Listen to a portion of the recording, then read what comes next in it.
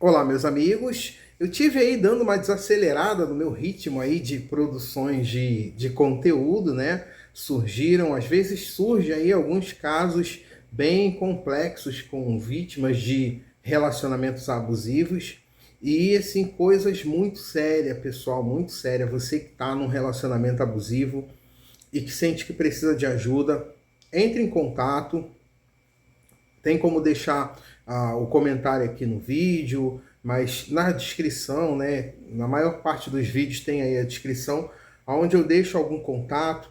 Tem o meu WhatsApp, tem o meu Instagram, tem o meu site, tem aí diversos canais, não faltam canais para você entrar em contato da forma que for mais que oferecer mais comodidade para você, né? Tem pessoas que se adaptam melhor com uma rede social ou com outra, né?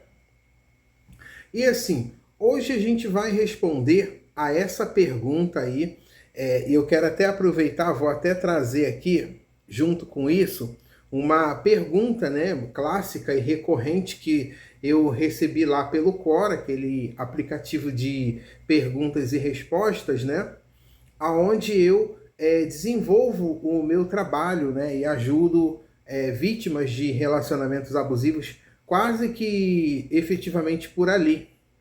E assim, alguém perguntou, né, como você identifica um narcisista?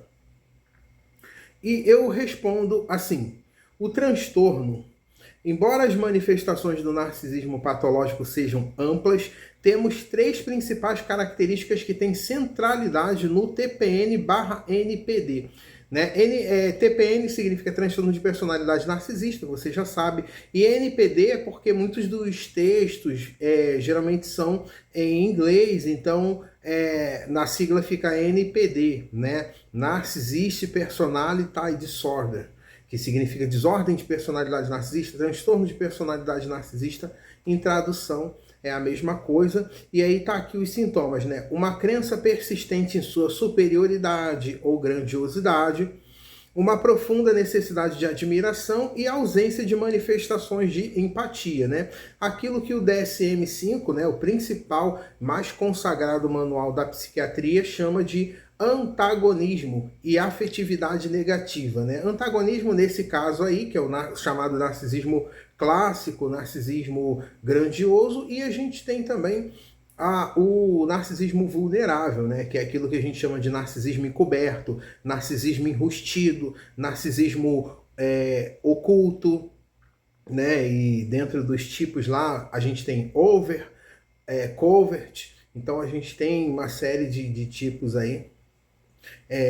E aí eu falo sobre as dificuldades, né, para o diagnóstico. Eu digo assim, ó, o ser humano é complexo. Como uma patologia, quando ele tem uma patologia, ele é mais complexo ainda, especialmente o TPN, transtorno de personalidade narcisista, por se tratar de um transtorno tão subjetivo e com diferenças muito pequenos pontos separam, né? O ser humano em geral ele muda porque quando possui, no caso, né, o TPN, né, dificilmente uma pessoa se submeteria à análise nesse transtorno, o que torna ainda mais distante o diagnóstico e mais distante ainda a identificação.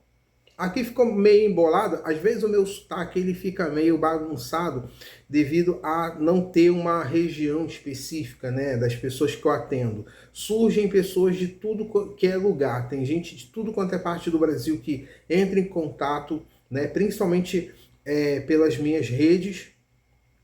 Tem gente que vem de outras nacionalidades, inclusive, e assim, eu falo durante muito tempo, me comunico muitas horas com essas pessoas, então às vezes fica meio bagunçado. Tem gente que me pergunta, você é mineiro, você é baiano, você é...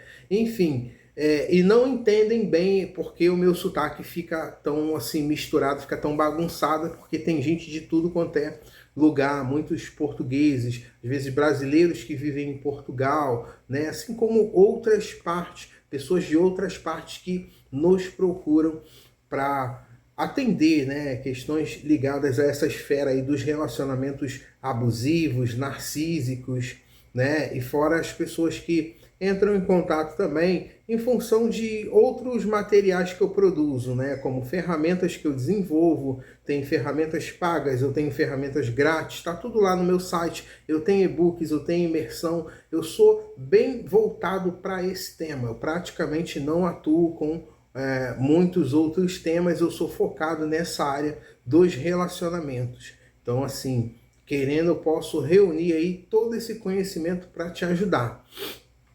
Mas aí, voltando à chamada principal aí desse vídeo, a gente tem, né, essa notícia que saiu, né, recentemente desse narcisista diagnosticado, que ele está dizendo que é possível identificar uma pessoa narcisista com uma única pergunta. E aí isso me lembrou muito esse artigo aqui, tanto que eu fiz questão de trazer ele, li até a esse ponto aqui com vocês, e agora vai ficar mais claro por que isso, quando eu vi essa notícia, ela me lembrou tanto esse artigo aqui que eu escrevi. Porque olha só o que eu digo aqui. Eu não vou ler para não ficar muito mais longo, mas eu vou mais comentar mesmo. Eu cito aqui nesse artigo, gente, um pesquisador chamado Bushman. Ele faz junto com uma equipe, ele faz um estudo que é recente, tá? De 2014, né? Um estudo recente. E ele partiu de uma ideia meio assim, vamos verificar se é possível, se eu consigo detectar um narcisista apenas perguntando, fazendo uma pergunta direta para ele. Será que o narcisista vai admitir? Né? E você que está assistindo, o que vocês acham? Comenta aí, você acha que se perguntar para um narcisista, vem cá, olha só, me conta se esse rolê aí, você é narcisista? Será que o narcisista ele vai dizer que sim, ele vai admitir, ele vai ser um narcisista confesso? O que vocês acham? Comenta aí. Se você acha que sim, digita 1. Você que acha que não, você comenta 2. Né? Vamos verificar aí o que a gente identifica na visão de vocês, né? Até essa altura do vídeo. É claro que a gente vai falar aqui um pouco mais sobre o que a gente observou e o que a gente tem observado e como é que isso está alinhado àquilo que aparece na clínica, né? São muitos casos, né? Não só de vítimas, mas às vezes até mesmo pessoas que se percebem narcisistas e que buscam ajuda clínica, ajuda psicoterapêutica, psicológica. Então, veja, esse narcisista, né, que eu coloquei aí na capa, então ele levanta essa questão, né? Eu consigo, né? Eu consigo detectar com uma única pergunta, né? E no caso aqui do artigo que eu estou citando, eu estou falando do Bushman. O Bushman, ele não é até onde eu sei, ele não é um narcisista, ele é um cientista, um pesquisador, um estudioso, né, desse tema. E aí ele partiu desse desafio, né? Eu vou identificar narcisista. Vamos ver se é possível. E aí, gente, olha, surpreendentemente, ele fazia perguntas diretas era uma espécie de questionário de autorrelato, a própria pessoa respondia ali as perguntas diretamente, sem muita interpretação, né? Sem ser como a gente tem os testes projetivos, né? A gente usa na avaliação psicológica, mas não, ele partiu com uma pergunta direta e a pergunta do Bushman era assim, ó: até que ponto você concorda com essa afirmação? Eu sou um narcisista. E o Bushman colocava uma nota escrita assim: a palavra narcisista significa egoísta, autocentrada e vã. Ou seja, então eles tinham que responder. Número 1, que dizia assim: não muito verdadeiro sobre mim. E aí tinha número 2, 3, 4, 5, 6, terminava no 7. No 7 dizia assim: é muito verdadeiro sobre mim. Então ele digitaria 1 se ele achasse que isso não era uma verdade sobre ele, o narcisista em questão, né, que estava sendo perguntado, ou ele colocava 7 se isso fosse totalmente expressivo, totalmente verdadeiro sobre a realidade dele, sobre aquilo que ele percebe de si.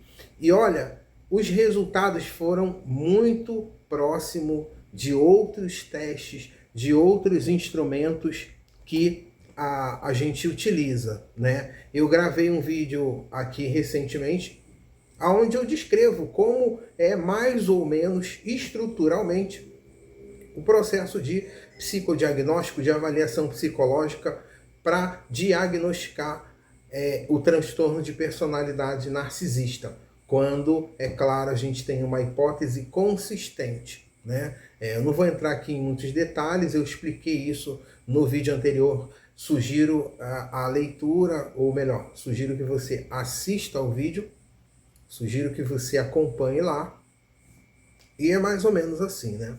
E aí eu queria agora falar, né, dessa chamada principal aí do vídeo, né, onde a gente está trazendo essa questão, né, que esse narcisista, ele diz. E aí, olha como é que a frase desse narcisista, que ele disse que ele consegue detectar outros com essa pergunta, olha como é que é parecida com essa do estudo realizado em 2014 aí pelo Bushman. Esse narcisista, ele pergunta assim, ó, vou tentar colocar aí na tela, né? Então, nós aqui, agora você pode observar aqui na tela, estará essa pergunta aí, né? Você não acha... Olá, meus amigos, então estamos aqui na nossa dashboard, na nossa lousa, e essa aí é a pergunta que esse narcisista utilizava, e ele utiliza, na verdade, né? E segundo esse narcisista, essa pergunta, tá? Vou colocar aqui a foto dele, esse aí da notícia, essa notícia, conforme eu comentei, ela saiu hoje. Esse sujeito, esse cidadão, diagnosticado com narcisista, ele pergunta isso aí para uma pessoa. Ele pergunta, você não acha que existem pessoas objetivamente melhores e piores no mundo? Superiores e inferiores? E que o resto das pessoas apenas tenta ignorar isso? Ou seja, né, em outras palavras, né, ele identifica outros narcisistas baseados nessa pergunta, né? Essa pergunta, ela está ligada diretamente a um dos principais sintomas desse transtorno, aquilo que eu chamo de tripé do narcisismo, que é os 3 principais sinais do narcisista, que é crença ou presunção de superioridade, grandiosidade, né, que tem a ver com aquilo que alguns textos chamam de senso inflado da alta importância. Tem o segundo sintoma, que é a necessidade de admiração.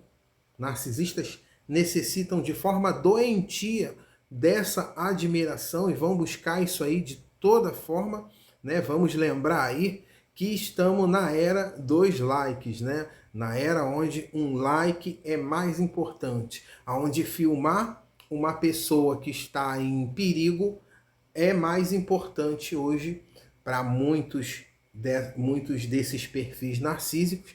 É mais importante filmar do que ajudar, né? Você deve acompanhar aí N situações onde esse tipo de futilidade se manifesta, né? Isso é um sintoma do narcisismo atual, né? Aquilo que eu chamo de narcisismo cultural. Inclusive eu produzi recentemente um artigo onde eu me baseio no livro Narcisismo Cultural do Christopher Lasch, ele que é um grande pesquisador desse tema, que traz revelações assim muito incríveis. Recomendo inclusive a leitura desse livro. Eu falo um pouco disso também nos e-books que eu produzo. E a gente tem o outro sintoma, que é a ausência de manifestações de empatia, né? Eu já expliquei em vídeos anteriores, né? Em vídeos anteriores, não dá pra gente dizer, não tem empatia. Não demonstra empatia. É que pra gente na ciência é muito diferente dizer que ele não demonstra e dizer que ele não tem, né? A gente trabalha com exames de ressonância magnética E assim, o que a gente vê são áreas do cérebro que vão ter maior ou menor reatividade. Mas daí a dizer que não tem, não tem como, porque não é isso que a ferramenta, no caso esse exame, está investigando. Então não dá para dizer isso. O que dá para dizer sim é que as áreas ligadas à empatia no cérebro do narcisista, elas são menos reativas do que de uma pessoa que não tem. Isso aí é garantido. Então, que tem um problema ali com empatia, isso daí não há dúvida nenhuma, tá? É que dizer que não tem já é outra coisa, é diferente pra gente. Então tá aí, a pergunta é essa, o narcisista é esse aí, e eu espero que você esteja ampliando aí as suas possibilidades de identificar, né, pessoas narcisistas, né? Então vamos lá, vamos de volta aí ao vídeo.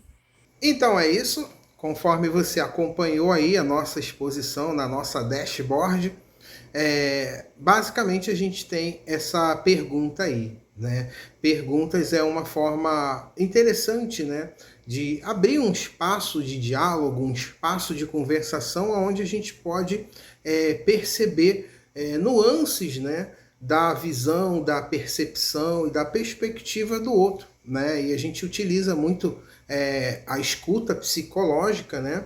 Normalmente a gente não é muito bem ensinado, né, sobre a escuta, a gente não é culturalmente treinado para ouvir as pessoas, né? E esse é um dos grandes desafios que a gente enfrenta logo quando caminha, né, para a psicologia, principalmente nessa área minha aí, onde envolve a prática clínica, envolve essa relação empática que a gente constrói com o nosso cliente, né? Eu já tenho dito que tem muitas pesquisas que mostram que a relação terapêutica é super importante para os resultados, para os efeitos da psicoterapia, né? Você já sabe, eu tenho dito que a terapia ela é uma ferramenta científica comprovada, segura, e claro que a relação ela vai ser o alicerce fundamental. Às vezes uma pessoa não consegue evoluir muito, né, na sua trilha rumo ao crescimento pessoal, já que às vezes não se conecta tão bem com o terapeuta. Às vezes isso acontece, né? A gente trabalha com ferramentas para construir essa conexão e construir isso de forma saudável, né? Eu costumo dizer que a relação com o terapeuta, ela é um microcosmo da vida. É como se você estivesse de alguma maneira ensaiando para a vida. É como se você estivesse de alguma maneira internalizando posturas de saúde. E quando você dá por si, você está reproduzindo essas posturas mais saudáveis nas suas relações, nas relações que você constrói. Eu tenho dito no vídeo passado, inclusive, que nós somos seres gregários, nós precisamos de viver em sociedade, né? Tem inclusive estudos que mostram também que mesmo uma pessoa adulta pode vir até a óbito por questões ligadas à solidão, à questão carencial, a estar alienado, né, do meio social. Isso traz diversos problemas, né? Tudo começa ali com o isolamento, a depressão é um desses problemas, a baixa no sistema imunológico é um desses problemas, e assim vai, né? Assim uma pessoa vai definhando, às vezes, na justa medida que definham também as suas relações sociais. Por isso é importante cuidar disso. Cuidar de relacionamentos é algo que eu faço com muito carinho, com muita dedicação. Eu gosto de atuar nesse campo. É muito penoso muitas vezes, muito delicado entrar num terreno que é tão sensível, né, para muitas pessoas que passam aí por mil situações, né? Mas o importante é que você está aqui e isso mostra que você quer mais, você quer evoluir, você quer crescer como pessoa. E eu estou aqui junto com você. Eu estou aqui com a minha mão estendida para te ajudar a juntos estarmos vencendo o narcisismo.